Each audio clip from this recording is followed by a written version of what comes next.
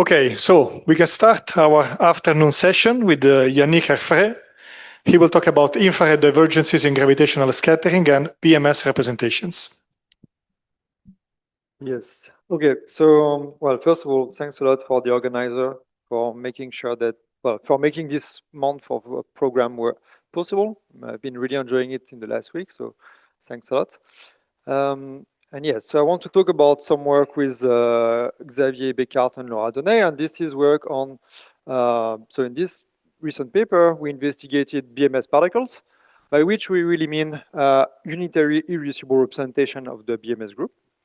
We are not the first to be interested in these things, so the name and concept we borrowed from Blagoyer Oblak thesis, BMS particles in 3 dimensions, where they, well, actually, it's close and different because there they were really interested and focused on the representation theory of super rotations, while in this work, as I will say several times, we stick to the old BMS, but in 4 dimensions.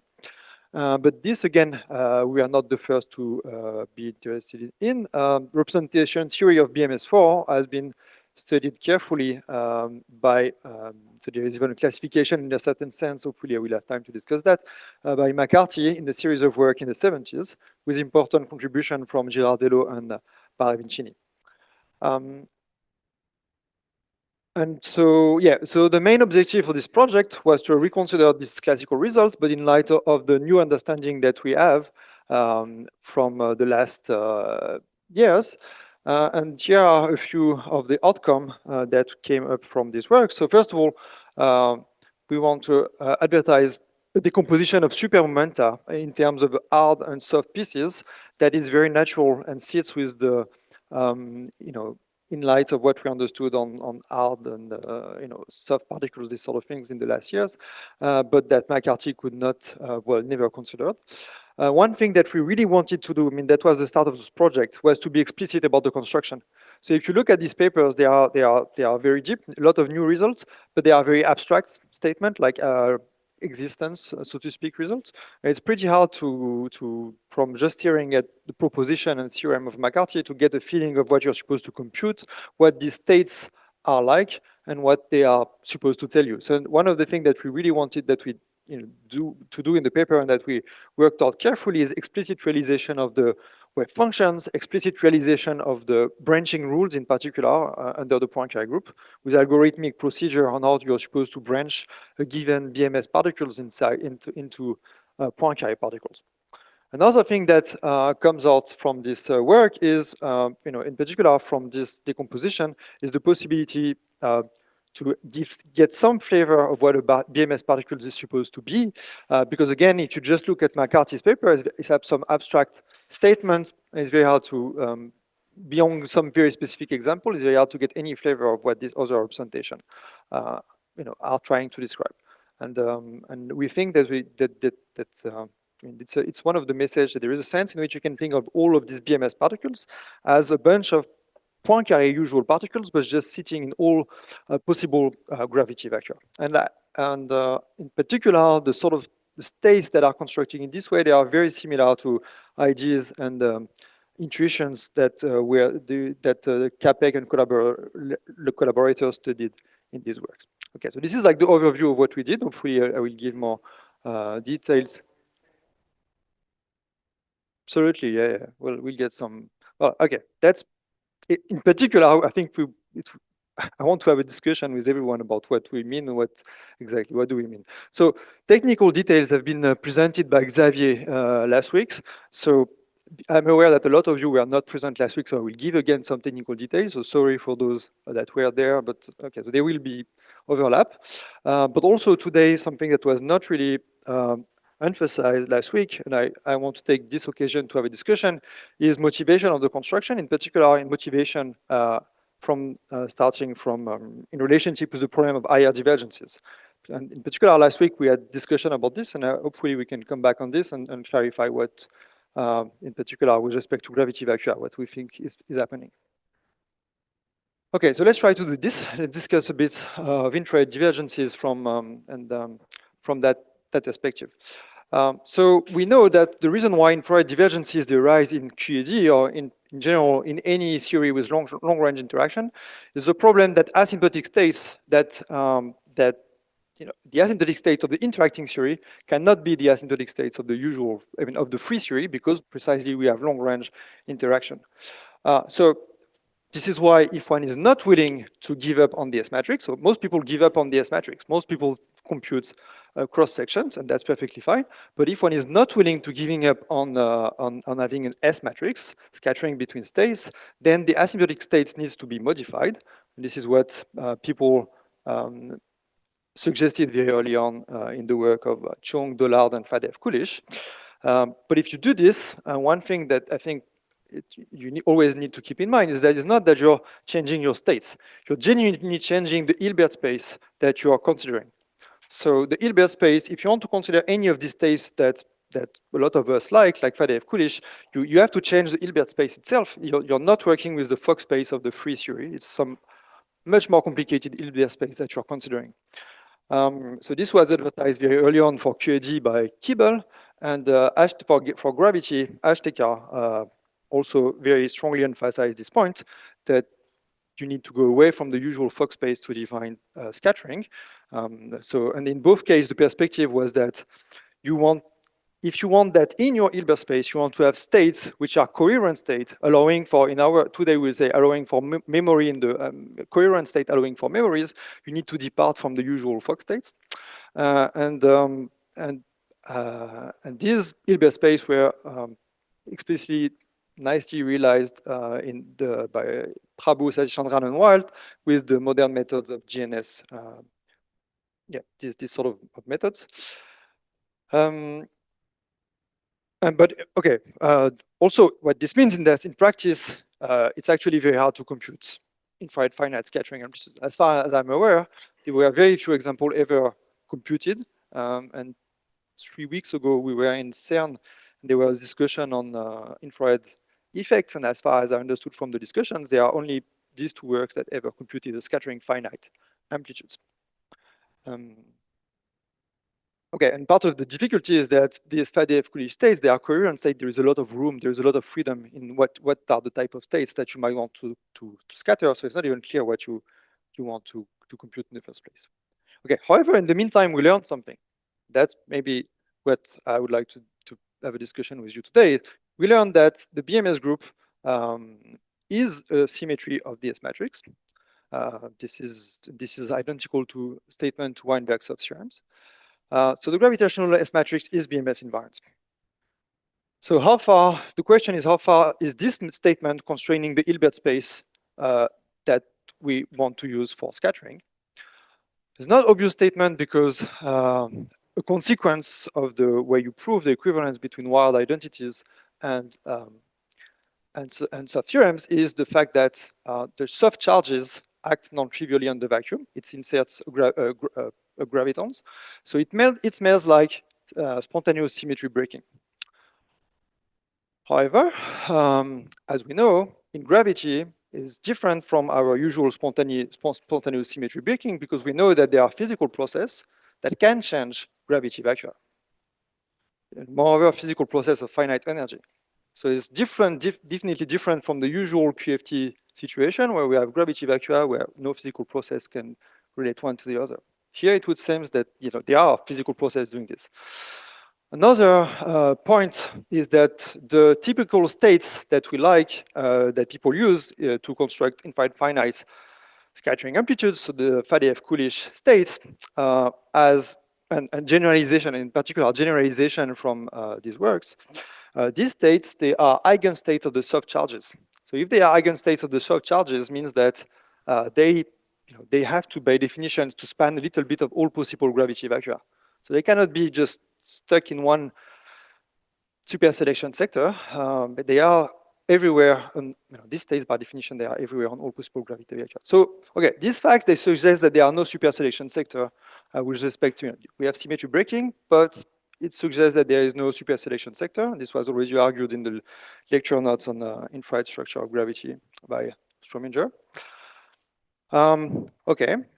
So, and I think last week there was a bit of a confusion about these states, whether or not there was superselection sector. again, I think these states, this is, and I've never heard of anyone claiming that they are superselection sectors strictly, in the sense that gravity vacua, you are not allowed to, right? Yeah, please. Yeah, yeah, yeah.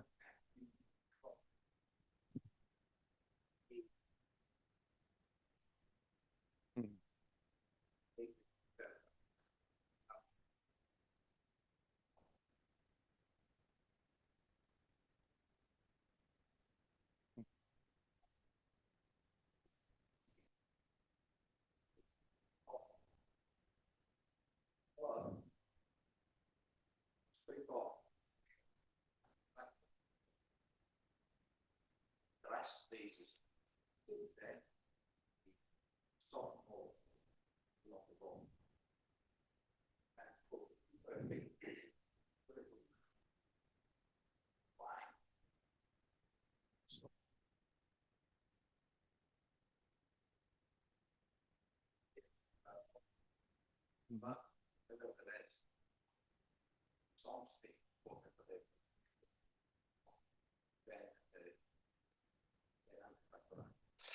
Very good. I think the question we want to ask is, these states that we like, they belong to an Hilbert space, and what's the structure of this particular Hilbert space? I think that's the question I'm trying to ask here. And again, obviously from the title of the token where I'm going, the question is that, is this big Hilbert space in which this Faddeev state lives, is it a representation unitary of the BMS group or not? And I think as far as I'm concerned, this seems to be an open question. And what you're saying is correct, but I don't think it's really addressing that particular question of what is the structure of the Hilbert space that we are trying to gather from. Yes, please.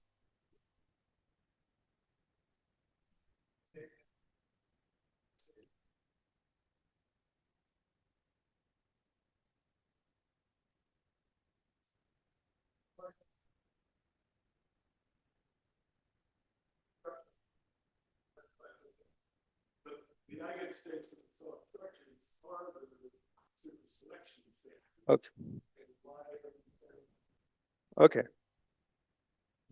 Okay, very good. So I think it's a different point, right? So what I was saying is, if we are thinking of the, if you have a symmetry breaking, usually you would think that a super selection sector has to do with gravity vacua.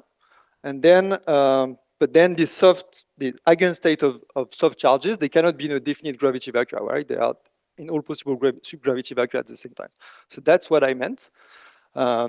Now, you're suggesting something else. You're suggesting that super selection sector should be eigenstate of soft charges themselves.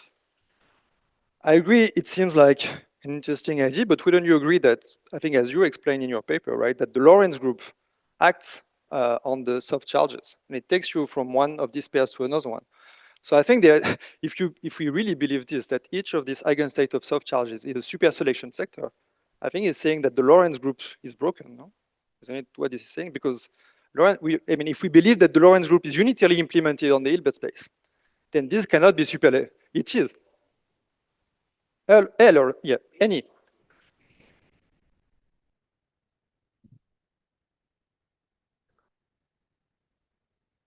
True.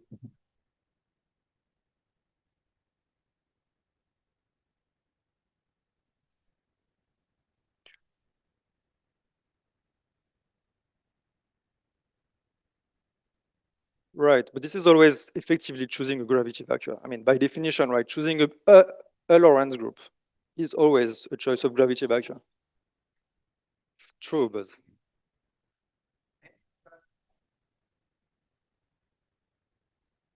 you mean by definition you're making a choice when you're doing this, right? It's a choice. By definition, you're choosing a gravity vector when you're doing this, right? So it's just.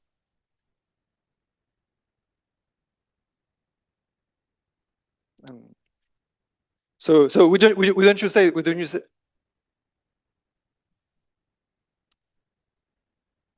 So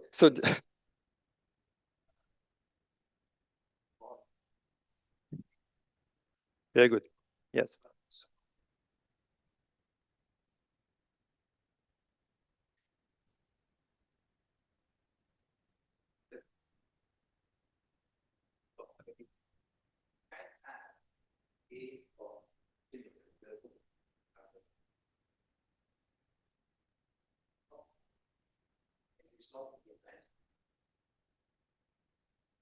It's not in BMS, so there is a bigger group. You're saying there is a bigger group of symmetry, like the universal enveloping algebra of BMS, that you should consider. Is it your suggestion?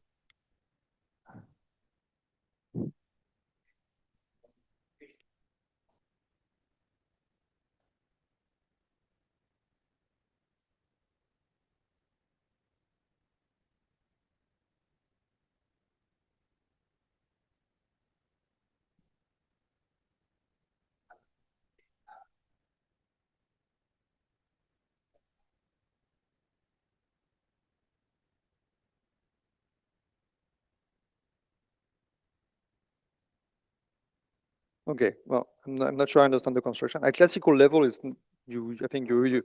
Okay. Yeah.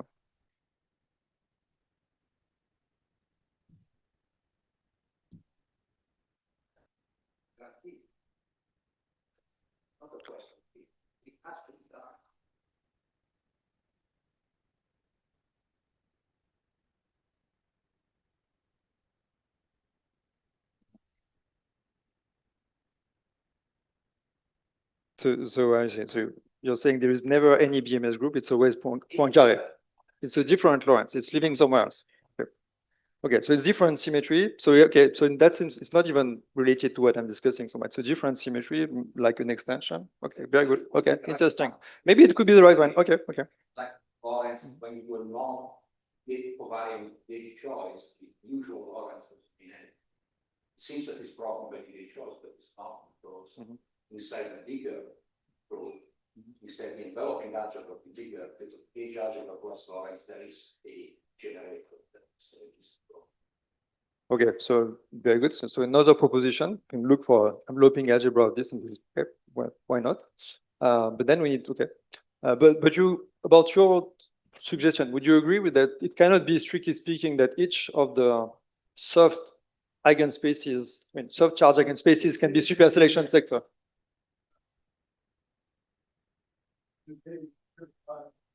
I'm talking about charges in the spatial fluidity. I'm not sure that it corresponds to your soft charges, but I agree that if that's non-zero, then you don't have, that group will take you out of the super selected gauge invariant observables will be super selected, but the Lorentz group will take you out of it. So I think I'm agreeing what you're saying. I mean, except for the zero charge. Yeah, which is very special, and as you observed in gravity, cannot be, doesn't make sense.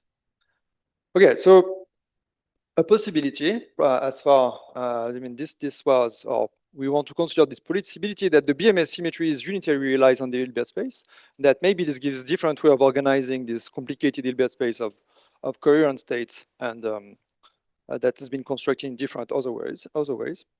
And this, it's an important question to clarify between us, because obviously, part of the reason why symmetry are important is the fact that you have symmetries. If you have a symmetry unitarily realized on the Hilbert space, is a very strong constraint, because it means that then it's representation. Representation theory is very constraining game.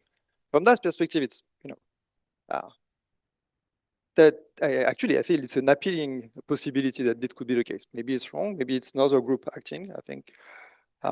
But this sort of question have to be addressed. So in terms of the QFT itself, it means that you need to think differently with your notion of particles, because they should be representation of the BMS group rather than Poincaré particles. And even in terms of holography, it means that your states should be organized by the BMS, as unitaries of the BMS rather than just your usual Poincaré states. Okay. So, so this is motivations. So let me now get to the more technical details of what we've been doing. So we want to discuss BMS representation. So let's talk a bit about BMS group itself. It's just to fix notation. So what I'm going to write like this, curly EW are conformal weights delta equal minus W. It's just the conformal geometry notations. I'm so used to it, I can't really change, but it's minus as opposed to the CFT one. And yeah, a classical statement is that the Poincaré group sits inside BMS, but this inclusion is not unique. And this is what I call gravity vacua. It's So this is one definition. It's this coset. It's a choice of Poincare group inside BMS, which is never unique choice. Nevertheless, there is quite a lot of structure that is invariant. One is this inclusion, so inclusion of translations inside of super translations. So and this will be realized by this object R. So R4 sits inside E1, super translations. And what's interesting is the dual picture of this, is that in the dual, so the dual of super translation would be super momenta. So, and the dual picture is that there is a projection. So there is a projection of super translation. So E, which will be E minus 3, it projects on usual momenta, so R4 star. So that's useful facts to keep in mind. So, and in practice, the projection is just this integral. You take your favorite super momenta, so it's a weight minus 3 object on the sphere, and you get this momentum. Yeah. Sorry. Well, I will explain again, but I mean, so in the following sense, is that you will have a pairing between super momenta, which are functions on the celestial sphere, and super translations, and the pairing is an integral over the sphere. So dz of curly p z bar, and t z bar. So this is conformal weight 1, and therefore for the full integral to be a scalar, this needs to be conformal weight minus 3 because the volume itself is conformal 2. So in this sense, these are dual elements. Genuinely, as we will discuss, you should think of super momenta as being distributions. But as a starting point, it's good to think of them as just being any conformal weighted functions. Genuinely should be distributions with the right weight. Okay. Okay, so what's the classification of McCarthy, the classification result for McCarthy that we had? Okay, so first of all, it's a list of paper. There are a lot of results here and there. So let me try to clarify what is where. So in the first 4 papers, what it does is that it gives you a complete classifications of all BMS representation for integrable super translation. So it's an infinite dimensional group. So the topology is subtle question. So you need to say what you call BMS. In this first paper, it claims that BMS is super translation for L2 squared function on the sphere. And when you do this, you can go very far. You completely classify everything. The physical claim was that, well, it's great because it only allows for compact little groups, and therefore you're excluding tachyons and you're excluding continuous spin particles. Okay, very soon it was realized by these people that this was all about just this unnatural requirement of asking that super translation are square integrable. If you're actually only requiring that your super translation are smooth, well, then the duals change. The dual is genuinely a distribution space, and you have a lot more representations, and this is what this Girardello and Paravicini pointed out. In fact, in retrospect, when you look at all these works, this initial assumption is very bad because it's excluding all possible massless representations. So it's not just about tachyonic and continuous spins. All massless particles are excluded. So genuinely, if we want massless particles, it's very important to consider smooth super translation in the dual distribution on the sphere. Okay, then once this has been realized, in the later works, McCarthy considered classification for super translations which are distributions, super translations which are smooth. This is what you call nuclear topology. It's a barbaric word for just saying that super translations are C-infinity. And you get a classification. In this case, strictly speaking, the classification is not completely proven to have all possible representations. So it might be that there are other very weird representation of the BMS group for smooth super translations, which are not appearing in this in the language that it describes. There is some loophole in the proofs. In this topology, so by just it's just a fancy way of saying that you want smooth super translation and not just square integrable. Then you have all possible, you have representation that you like, meaning both massive and massless, and you corrected also some errors later on, small stuff. Okay, so what's the result about? How does that work? So let me try to sketch it. So it's an induced representation method. To get a flavor of what's going on, it's good to compare with the Poincare one. So what do you do in the induced representation methods for Poincare? You have translations, and the first thing you do is you consider momenta, which are in the dual of translations. So for BMS, this is where things get slightly more interesting, is that now super translation is infinite dimensional. As we discussed, there is even an ambiguity by maybe what you mean by super translation, but the pairing is an integral over the sphere. And in general, again, you should think that super translation is some sort of distribution on the celestial sphere. Okay, next step is you fix an orbit. So in practice, you choose some reference momenta that you like 1000 or 1001, and you act on it with the Lorentz group, and it produces for you some orbits into the momentum space. So these are mass shell. So you're producing the mass shell by acting with the Lorentz group. The thing which is classifying the shape of the mass shell is the little group. And so in practice, if you can find all possible little group, you have all form of the possible mass shell. So in the usual story, it's just SU2 for massive field, ISO2 for massless field, SL2R for tachyonic representation, and there is always also the very degenerate zero momentum representation. So doing this for BMS was the heart of McCarthy's paper. So you should do the same. So you fix an orbit, by which in practice you mean what you have to do is you fix some reference super momenta that you like. And then you act on this with the Lorentz group. It produces an orbit for you. So you should think of it as a mass shell in the infinite. You have this infinite dimensional space of super momenta. And by acting with the Lorentz group, you're producing a finite dimensional mass shell. And the heart of the McCarthy works is to figure out all possible little groups that might appear here. And the heart of the proof is a proof by exhaustion. So it's just saying, okay, SL2C is a group that we know. There is a classification of all possible little groups. He tries them all, and he excludes the little groups which are not actual little groups. And at the end of the day, he is left with 11 possible BMS little group. So you have 7. There will be a list on the next slide. One thing to have in mind is that the mass shell are always of finite dimension because they are just produced. This mass shell, quote unquote. I mean, the space on which the orbit are always of finite dimension, just because they are orbits and they are always homogeneous spaces. So they are like something like this. Good. So now, what are the wave functions? The wave functions, they are now functions with support on a given orbit of the Lorentz group.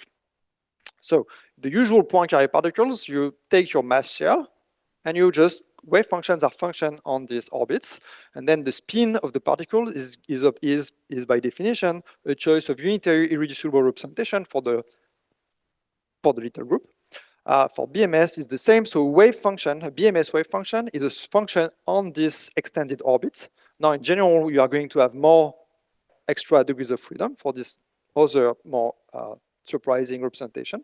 And again, what you want to call the BMS spins in parallel is a choice of unitary irreducible representation for this BMS little group. Sorry? What does the what? The little groups, yeah, this is next slide. So this is the list. So this is the main table in McCarthy's McCarthy paper.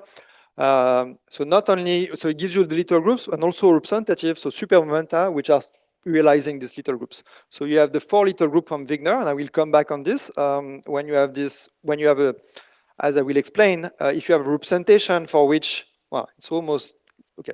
Well, part of this representation will be the usual representation of Poincare that we like, but then there are others, and then you can have R2, this is R plus times U1. This is really, you can think of it as C star with the multiplication on it.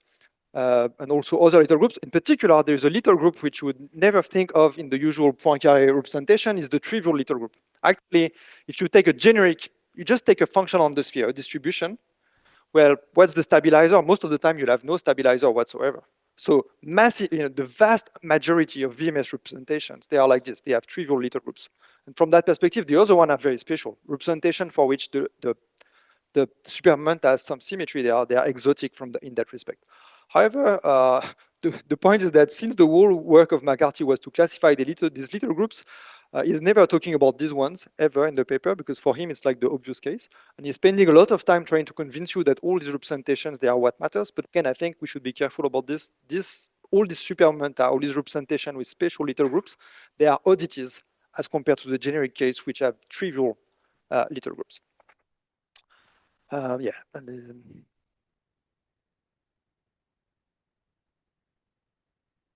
Lorentz group, because this is induced representation methods.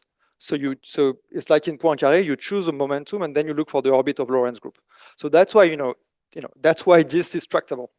So if you were to try to look, so for example, in some of the work in the literature, people try to use quadrant type of methods. It's much more difficult because you need to look for the adjoint of full BMS inside of the dual. This is very hard.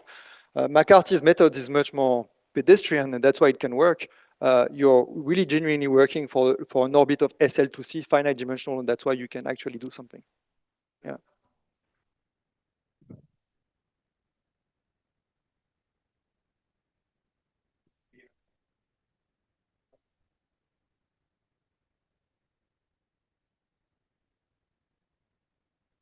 Okay, so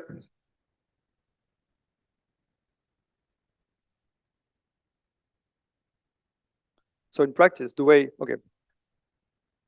So precisely exactly what we are going. So but part of the question is what's the physics topology. So the type of things that we can do is the following. That we check is, you're going to have a generic BMS representation. The full BMS group will be acting on it. At the end of the day, the states will have full representation of the BMS group. Now, you would have gravity vacua in the sense that if you want to branch, if you choose a Poincare group inside BMS, and you're trying to read off the spectrum of these BMS particles in terms of the Poincare subgroup, you would get branching rules. This is one of the things that we spent a lot of time in the paper making very explicit. So you can branch your particles, and this will be like reading your particles in a given gravity vacua. And then what's going to happen for a generic BMS representation is that it's going to depend on your gravity vacua. If someone else comes and say, well, look, I'd rather take this other Poincare group that I like, it's another gravity vacua, you will open up your particles in a different way and you will see a different field content. That's the sort of phenomena that can happen. Not sure, yeah. I think to which extent the physics is will be right is another question.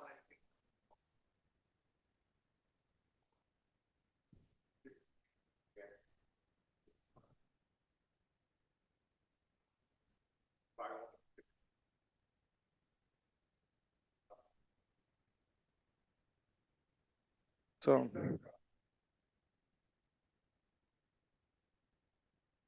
I'm not quite sure what you're doing. So again, I think just to be clear, in the case where super momentum are L2 function on the sphere, the claim is that all possible BMS representation are constructed in this way, and then you can ask which one are physicals are relevant, which one I want to use. But at least when the super momentum is in L2, so super translation are in L2, and therefore super momentum as well, you have all of them. So it's a classification result. So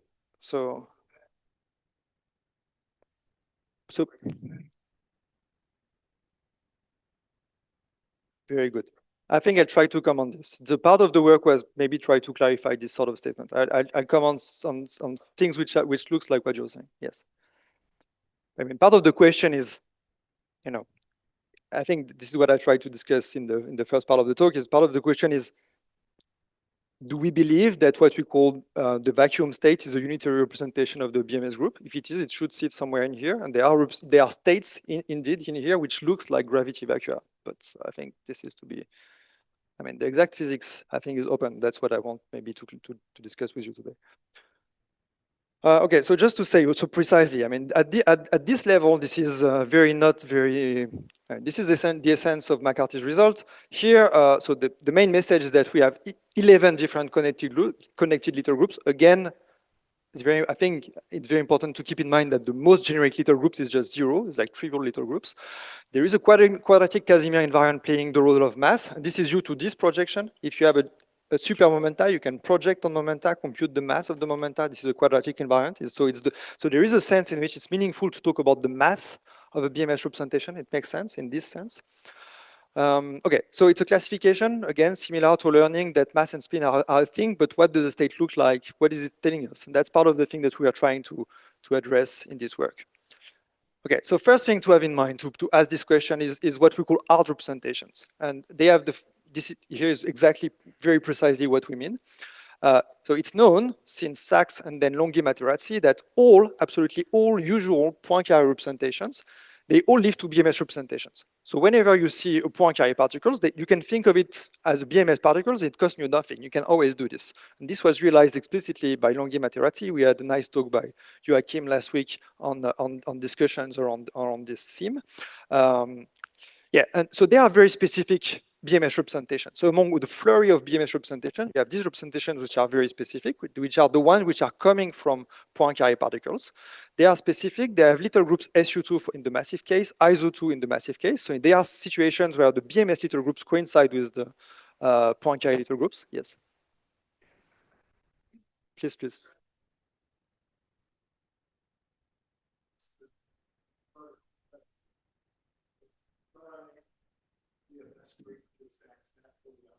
That's right. That's right. Very good. Okay, so okay, so there will be a slide where this would be explicit, but just to say, so in this paper, they were absolutely not thinking of asymptotic symmetry or whatever. So I think it's just a very clever guess that they realize that they can do it, that you can extend representations. You do it in Fourier modes, I will show you it. But then most recently, it was explicitly done by Campiglia and Lada, where they take the massive field, they go at time like infinity, they realize the BMS field, the BMS symmetry at time like infinity, and then you see that you can act with asymptotic symmetries on the massive fields. And then we also have a paper with one of my students where we try to geometrize this to the very end by thinking of it as a field on an extended boundary at time like infinity. So there are different ways of realizing this like more geometrically. But you will see explicit expression like probably next slide or something. I will show you something very solid. Yeah, okay, that's what I want to say. Then you can realize this in terms of scattering data on asymptotic boundaries of Fourier modes. Yes, so here it is. So you start with your usual, let's say just scalar field, but again, it works for every representation, including continuous spins. Even though I think for continuous spins, the geometrical realization is not known. So the similar statement of what I'm saying here, I don't think is known for continuous spins. Okay, so for scalar fields, as we have been told, it's the classical story. You go to scry, then the field is some field at scry, and you just act with BMS on the field, and it gives you a phase. Okay, by the way, what is this phase? This phase, you should think of it as some duality pairing between some supermomenta and a super translation. So this is what we call the hard massless supermomenta. This is this delta function. Now for massive scalars, so there are different ways again of geometrically realizing this, but you can just guess it from as Longhi and Materati did by realizing that if you take a propagator on the hyperboloid, and you contract it with the super translations, then it gives you a number. This is what you use for your phase. And this is the action on the massive modes. Now, here, this guy looks exactly like a pairing like this. So you can just read off the hard massive momenta, and this is this object. And these objects we've been used to use these objects in the context of asymptotic symmetries, etc. What they are from the perspective of representation symmetry of representation series, that they are the supermomenta of your usual Poincare particles. So these representations, they are very special. They are very special supermomenta. They are what we call hard, and I think it's clear why they should be hard. They are the supermomenta just coming from your usual Poincare particles. Just take your usual Poincare particles, you have these representations. That's it. You get it for free. What you do not get, however, okay, so at this stage, you might think that, okay, if I can do it for free, why should I consider other representation? There is a subtlety about this construction, is that this map, the map taking momentum to super momentum, is a nonlinear map. It's obvious statement here because, for example, here it's just there is some p to the minus 3 appearing. Here it's a complicated transformation taking you from omega q to this delta function. By the way, this is massless. This is the hard supermomenta of a massless particle. So it's a distribution. So this is where you see that if you're trying to kill, to restrict your representation to only L2 super translations, distribution are not allowed, and you're just killing massless field. Again, however, this is a non-linear map. What this means is that even though you can, if you're imposing conservation of momentum, you will not have conservation of super momentum, just because this is non-linear. So there is no way, in general, this will just never be true. In the case of massive representation, this remark was made by Chatterjee and Lowe quite early on. But it's true for, it's just a general statement that just hard super representation, let me try to make this point clear because I think it's important. So you can, for free, go from usual Poincare particles to BMS representation. Cost you nothing. However, what it costs you is that only with these states, you cannot preserve supermomenta. It will not work. So therefore, the moment you're thinking of your states as being Poincare particles, you're forced to go away from these states. You're forced to consider other type of states which are going to be representation which are not of this type. Otherwise, you cannot conserve supermomentum. Sorry. But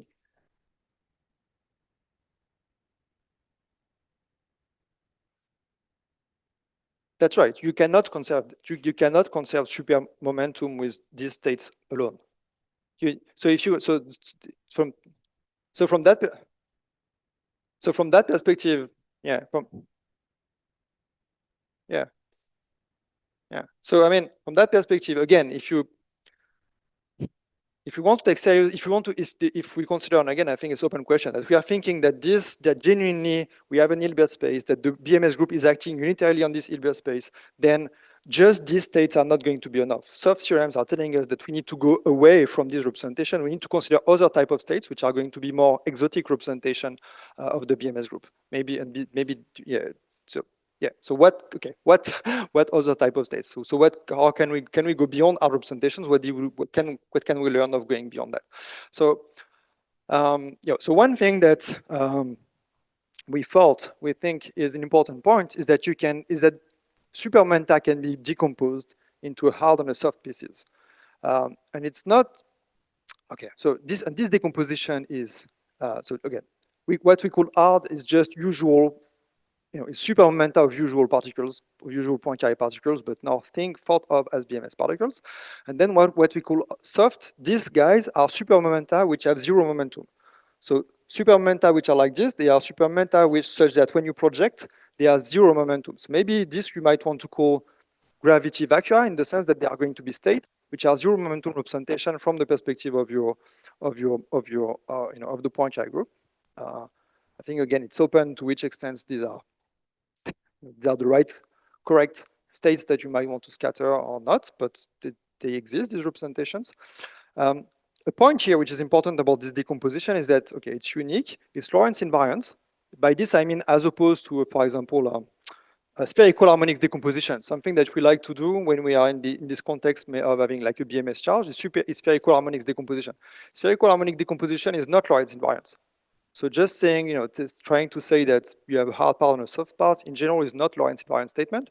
Here it is. The price to pay is that it's a nonlinear decomposition, as I already emphasized. Yeah, sorry, should have said already. So this guy, as already emphasized, this part is nonlinear in the momentum. What this means is that this decomposition is not a decomposition of vector space. I'm not saying, because it would be wrong, that there is a Lorentz invariance. You can write supermomenta as a direct sum of Lorentz invariant pieces. It's not correct. Nevertheless, this decomposition makes sense, but because it's a nonlinear decomposition. And this is what I said before. Just adding, another way of saying it is that the subspace of hard supermomenta is not a subvector space of supermomentum, as I discussed before. If you scatter two hard supermomenta, you would get something soft out of it. Soft in the sense that a piece like this.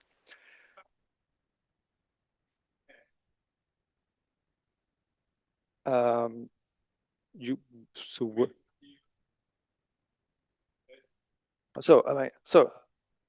so it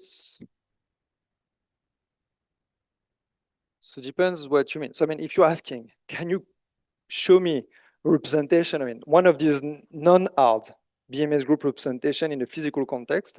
I think right now I cannot answer positively. I think this is to be worked out. Like from that perspective, these representations are there.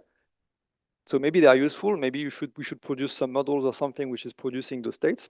So I cannot give any dynamical realization of these objects. This is your question.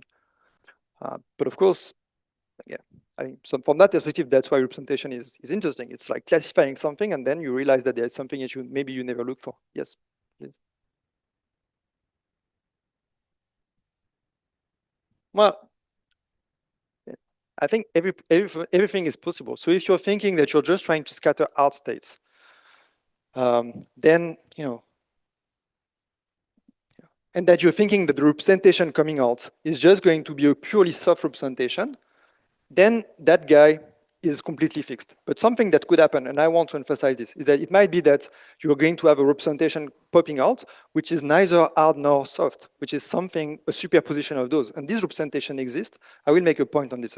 And they are different. They are different type of beasts. Again, maybe they are not the right physical one, I don't know, but there is far more than just hard guys and just soft representation. There is a whole zoo of stuff in between that's, and yeah, I'm not sure how you're supposed to interpret those, please.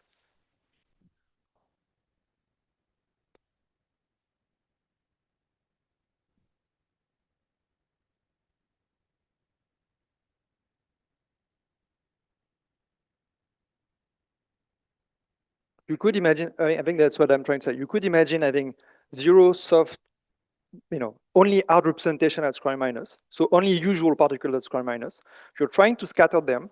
And then the point is that it cannot be that the outgoing particles are just going to be hard representations. It's not possible. You're forced to consider other representation which are soft. This is forced. Again, I mean, if you don't believe that BMS group act unitarily, then you don't need to do anything. But if you believe that the BMS group, that the Hilbert space of the outgoing particles carries a BMS representation, you're forced to consider this other very strange representation. I think that's the content of our understanding of soft terms. And again, well, maybe that's the next slide. Yeah.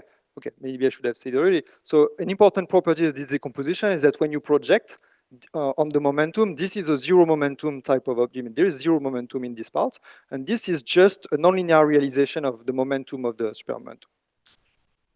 Okay, so yeah, something I really want to emphasize, because from the intuition that we had in the literature, it's something that is not natural, is that sure, we have these hard representations. They are just the usual Poincare representation in disguise. This is just a fancy way of thinking of our usual Poincare representations. Okay, now there are these other representations which we call soft, and we call them soft because they are zero momentum representations. They have zero momentum, so there is no energy, no momenta. But also, you have all these other representation where you have both at the same times, and they are something else. They are, okay, of course, you can try to cook up such representations by taking a hard one, taking a soft one, taking a tensor product, and it feels a bit like dressing, but there is something, you can also think of this representation as just being out there, and maybe this is a different type of particles which is at the same types, hard and soft. It's hard to even phrase in our language, but that's what representation theory suggests. These states, they exist. Again, whether or not they carry some physics to be worked out, but because of this, it means that you can't just take hard particles and just add one soft. It might be that you need to add different, maybe maybe you should think of this as some sort of dressing of your hard states by something soft. I don't know, but I mean, part of the result is to advertise that these representations are out there. Maybe they are useful. Maybe you should make use of them somewhere. Yes.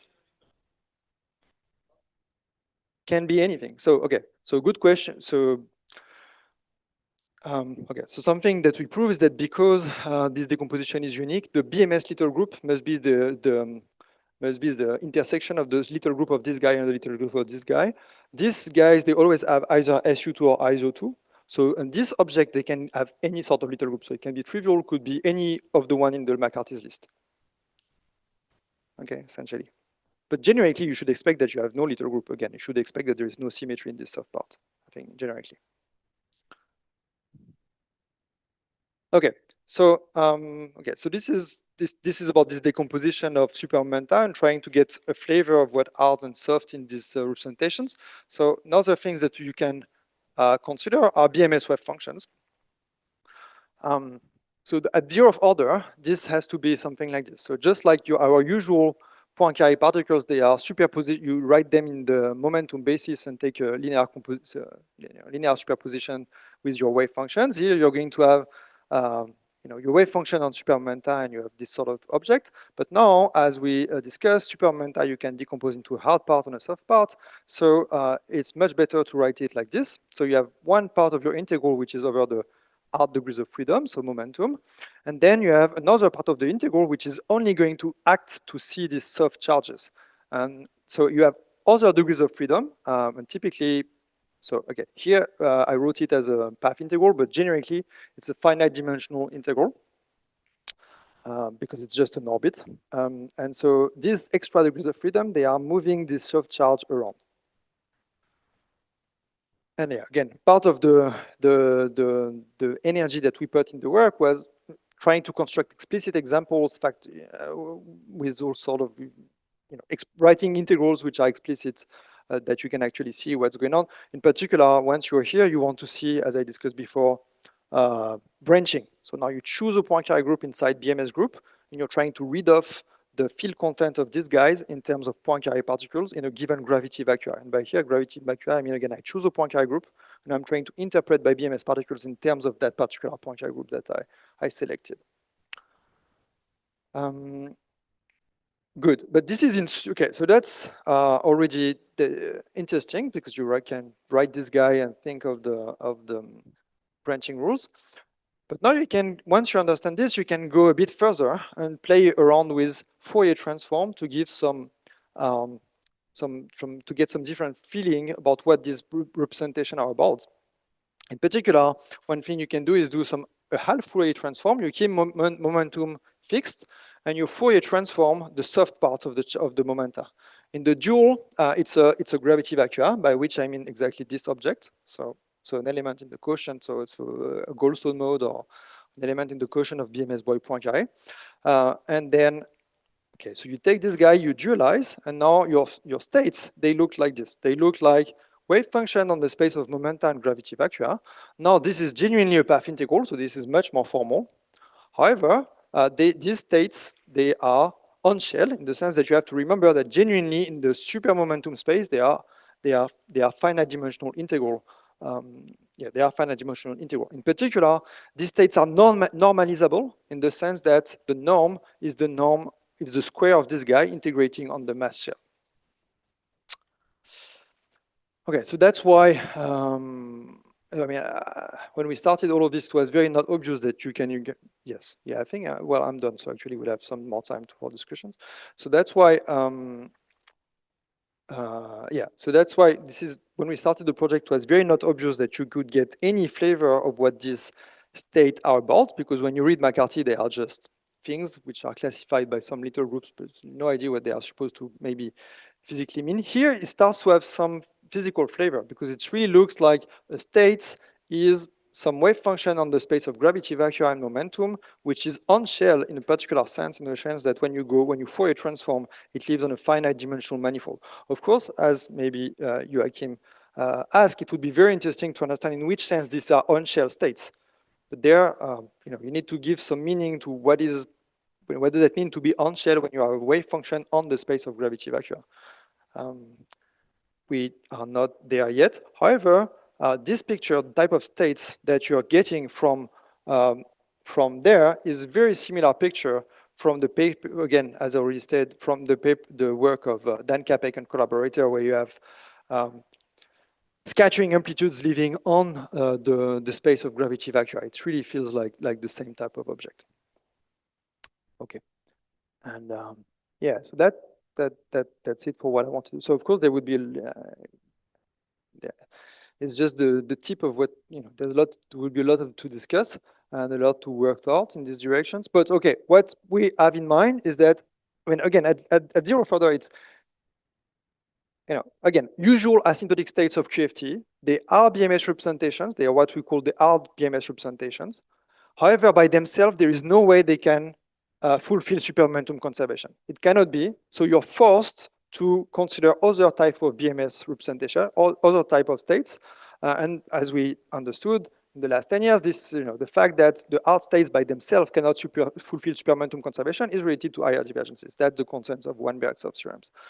Now, maybe a strategy is that maybe if you're trying to construct a fully BMS invariant extension of QFT based on this other type of states, it might be that you could define some infrared finite S matrix, because it would just scatter states into each other, which in a coherent way.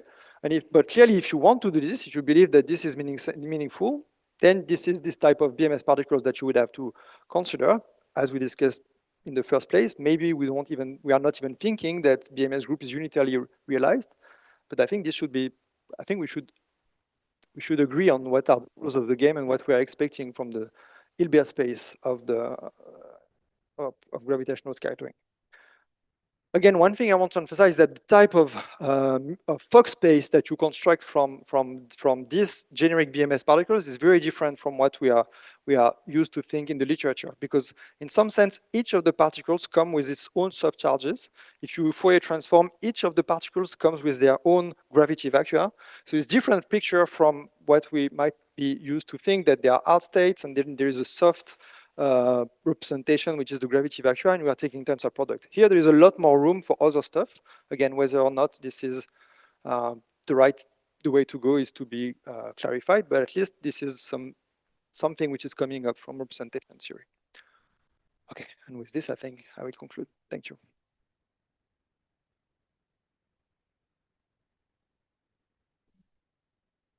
Thank you very much. Other questions or comments? Massimo.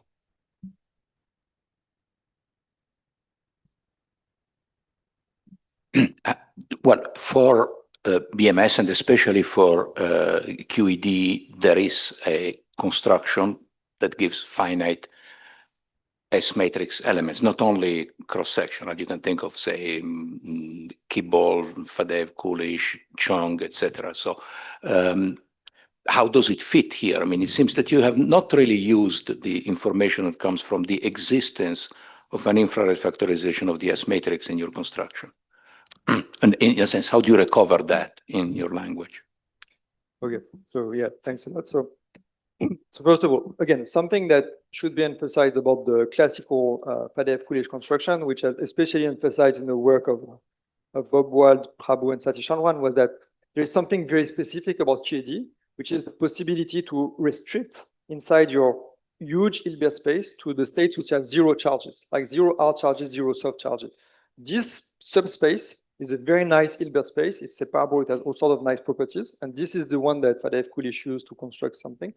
But this Hilbert space, first of all, is unnatural because it means that all of your states always have zero charges completely. Like, again, hard charges on both charges. And, as I've been argued many times, it's much more natural to think of an Hilbert space with all, allowing for all possible charges. It's like fine-tuning your initial states in a very particular way. And also, this construction cannot work for gravity because having zero charges for gravity means you have nothing at all. You have no energy. So there is something very special about the Fadeev-Coolidge per se construction.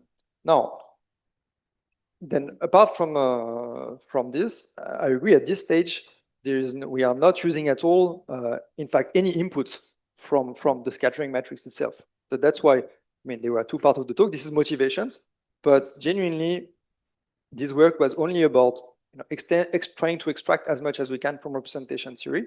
I guess now that I think if you try to compare what we are doing with Poincare representation, you have a classification, but then you know that a lot of this representation you want to throw out. We don't want tachyonic representations; they are unphysical. We don't want continuous speeds; we don't like them. So at some point, you need to have physical inputs, which needs to cut inside this forest of representation. I think this is where we are now, and this is very unclear what we are, exactly what's going to be the road. But I think you're right. Now we need to take some input from physics and try to cut inside this huge space of representations. Maybe just a comment is that this infrared factorization a la Weinberg coming from the exchange of virtual soft photon, soft graviton, because everything he said, also there is an analogous story for QED, which works along the same lines. He didn't have time to talk about it. But all this Weinberg exponentiate factor, you can see it from the representation. So you can record this expression in this sense. And maybe one thing something you could try to do is try to use all the kinematics there to construct some scattering amplitudes between BMS amplitudes, and maybe this can be done. Yeah. When again in the same vein, the large U1 transformations are simpler than BMS. That's so right. Have you done the classification? We are working on this. I mean, essentially, the construction is the reason we started with BMS is that we had McCarthy that done a lot of things. In retrospect, it's obvious that you should not do this. You should start with the representation theory of large UN. I mean, we are working on this. We have a PhD student. I mean, essentially, the structure is the same. The details are different, but the whole structure is genuinely the same. So yeah, and I think that would be, as you're saying, I mean, this should be a right starting point to have some physical input would be large U1, because there you have much more control. Which are the hypotheses for the theorem of non-conservation of supertranslation? So what I'm to the conservation of alt charges. What is behind? So, for example, what is behind is the following. If you just, well, I mean, in practice, the way you prove that it's not is you take the difference. So you take a bunch of super momenta such that the momenta sums to 0. Okay, you take those and then you just compute what this is. And essentially, this is a computation which has been done several times in the literature. What you get is the soft factor. So Weinberg soft factor. I mean, so another way of saying is that Weinberg soft factor is precisely the obstruction for conservation of super momenta in the process. So yeah. In a sense, my question was, for what kind of theories are we going to have this phenomenon?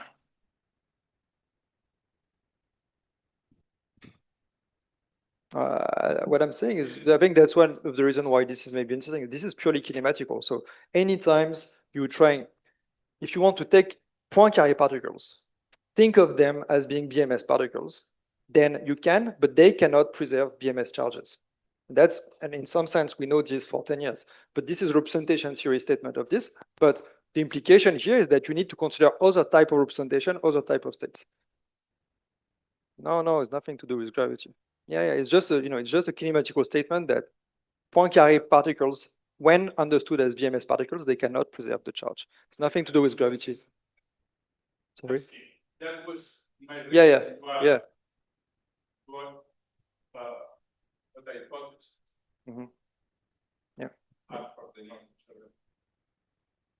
Because I assume maybe I'm wrong, that this has to do with the time dynamics. But maybe I'm wrong. No, really, this is purely kinematical statements that you cannot, usual Poincare particles cannot conserve BMS charges. That's just this statement. And then I think the dynamics is about what other states you want to allow for. This is where the dynamics should come in. What do you think? What type of other representation you want to consider? Again, as I tried to explain, there is a flurry of them. You need to cut in there, choose some. Maybe you don't even want to play by the rule of this game because you think that there is another symmetry, or BMS is so much broken that you don't want even to consider other states.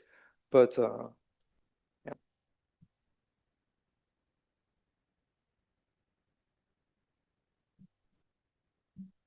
Do you expect a similar story for subleading soft symmetries? Okay, so very good. So representation of super rotations, BMS group with super rotations, they are, as far as I'm aware, very poorly understood. Very few has been done. In 3 dimensions, a lot have been worked out by Glenn Barnish and Blagoji Black. I think, but again, they were all the emphasis for them was on super rotation. So I think there is some interest about reading again their works in light of the stuff that I presented to get some flavor of, maybe if you want to understand how super rotation interacts with this arts of decomposition, I think you should start from that, from thinking this BMS3 story. In 4 dimensions, the only works I know is work by Laurent Fredel, but it's very preliminary. It's just they have been trying to use coadjuvant representation methods, which is far more difficult, and it's only there are some results, but they are very preliminary. Yeah. So I don't know, cannot say much. I think the question is well posed. It's just a very hard mathematical problem. Looking for unitary representations of this huge infinite dimensional group. You see, here what's make it tractable is the fact that the infinite dimensional group has this semi-product structure, and it helps a lot in working out the classification. Yeah. With relation to Andy's question, so I think a way of viewing this is trying to diagonalize supertranslation as a eigenvalue. That's right. But if you include superrotations and supertranslations don't commute, right? So can that be in principle done, like diagonalizing both things?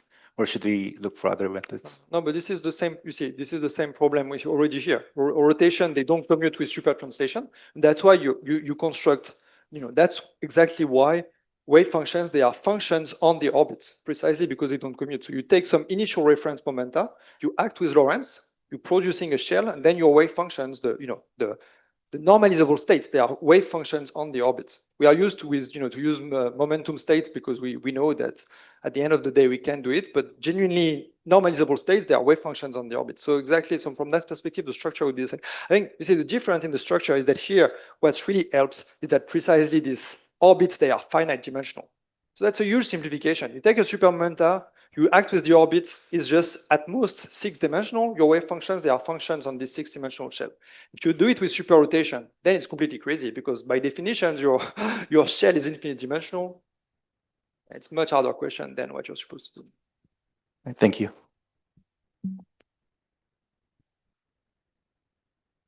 Any other questions or comments?